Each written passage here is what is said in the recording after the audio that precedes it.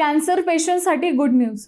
ही एक गोळी ठरू शकते गेम चेंजर. स्वादुपिंडाचा कर्करोग म्हणजे सायलेंट किलर म्हणून ओळखला जाणारा अत्यंत धोकादायक कर्करोग. सुरुवातीला लक्षणे दिसत नसल्यामुळे बहुतेक रुग्ण उशिरा डॉक्टरांकडे पोहोचतात. पोटदुखी, अचानक वजन कमी होणे, भूक मंदावते, त्वचा पिवळी पडणे आणि सतत थकवा ही त्याचे प्रमुख लक्षणे आहेत. आता या कर्करोगाविरोधात डायरेक्झोन नावाची नवी गोळी आशेचा किरण ठरत आहे. अमेरिकेत झालेल्या संशोधनात 500 गंभीर रुग्णांवर या औषधाची चाचणी करण्यात आली. परिणाम धक्कादायक आणि आशादायक होते. ही गोळी घेणाऱ्या रुग्णांची सरासरी आयुष्य 13.2 महिने नोंदवली गेली, तर केमोथेरपी घेतल्याने रुग्णांचे आयुष्य फक्त 6.6 महिने होते.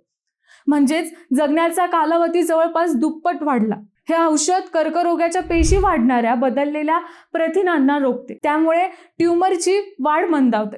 तज्ज्ञांच्या मते हे औषध पूर्ण इलाज नसले तरी कर्करोग उपचार क्षेत्रातील मोठी क्रांती ठरू शकते.